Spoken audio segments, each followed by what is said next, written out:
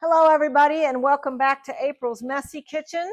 Today, I'm going to talk with you a little bit while I clean up my kitchen about a city girl like me living in Kentucky. It was a real education. Um, there were some bad times, there were some good times, there were more good times than bad times. And now that I look back on my life, while I was going through it, it wasn't so fun learning everything that I had to learn. It was physical labor. It was hard on my body physically. However, it was also, now that I know, it was kind of hard on me mentally to go from city life to living like back in time. But if nothing else, I learned what I was made of from living there. And I learned another good thing. To survive, what do we all need? We need food and water. We don't necessarily need a roof overhead, but it's nice to have. We do need shelter from the elements, and we need some way to keep warm. And those things were not always available when I lived in Kentucky. So I learned how to improvise. And let me tell you, I learned what I was made of. I remember talking to some people about this life that I had there, and they thought I was stupid. And they actually told me, "You were stupid for staying. Why did you stay? Why didn't you just leave?" Honestly, that had never occurred to me. I don't think I was stupid. I was honoring a vow. I had made a vow, and when I married, for richer, for poorer, for better, for worse, and there was a lot of worse, but it got better as my attitude changed. Things got better. I didn't stay there permanently, but that's another story for another day.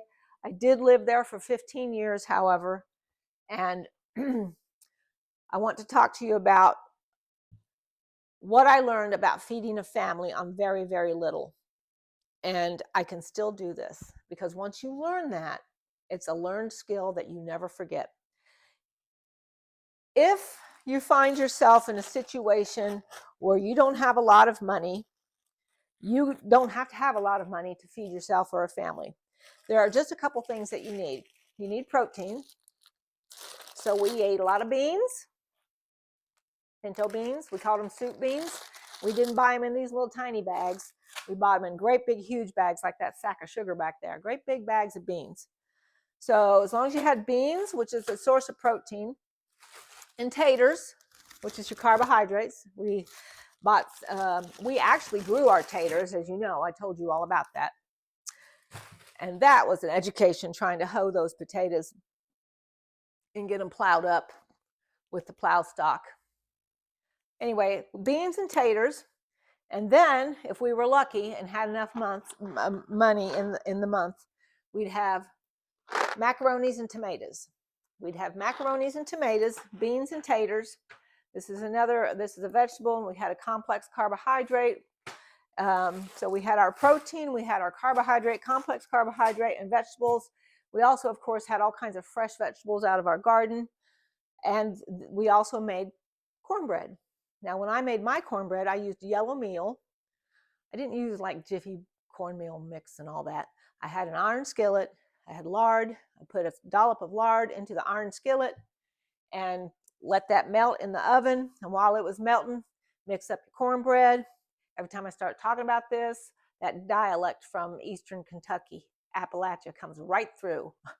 I try not to talk that way because I've been put down for that. But you know what? I don't care. This is who I am. So when I lived in Eastern Kentucky, we had an iron skillet. It had a dollop of lard, a great big spoonful of lard like this. It was a metal spoon, great big spoonful of lard. Put it in the iron skillet. Put that skillet in the oven, about 350, and let that melt. And while it was melting, you get a great big bowl. You put you a cup of meal, put you a cup of flour. Now, when I say flour, I mean self-rising flour. So put a cup of yellow cornmeal, self-rising flour, and we liked our cornbread a little sweet. So we'd put us about not even a half a cup of sugar in there, and mix that up with, if you had sweet milk or sour milk. Now, sweet milk is what all y'all in the cities call whole milk or 2% milk. That's sweet milk. Okay. Or if we were lucky, we had some sour milk, which is buttermilk. So you mix that up. And if you didn't have that, we just used water. We didn't use the water in the house because, as you all know, I told you that water was red water. It smelled like sulfur. It was iron is what it was.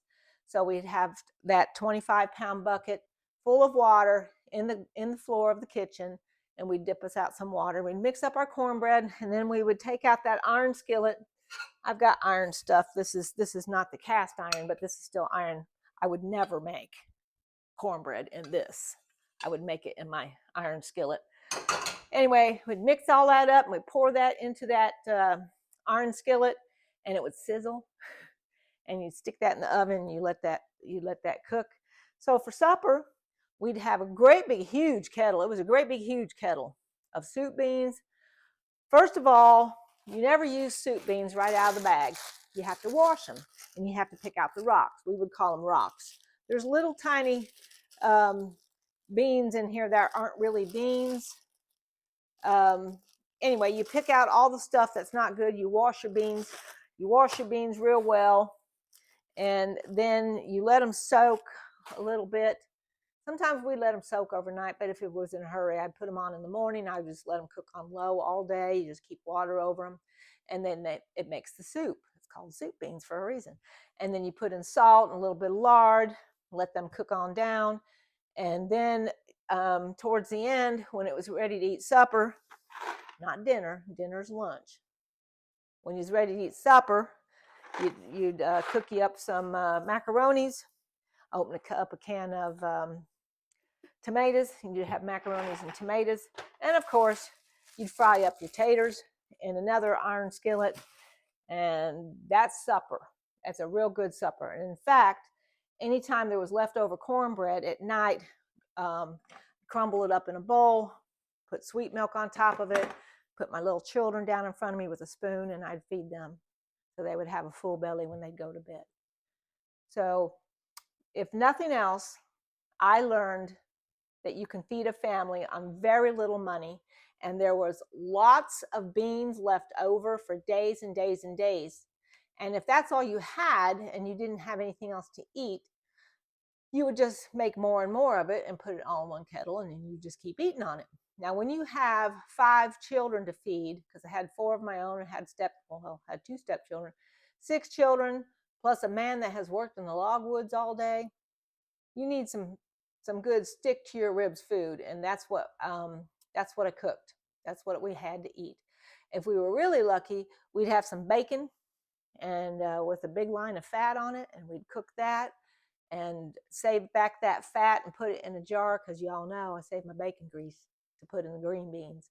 But I just wanted to come on here and tell you what we learned about living in Kentucky. I learned that I could feed a family on very, very little. And I have some very fond memories of making meals like that. Now today, my husband can't eat those things because he's diabetic.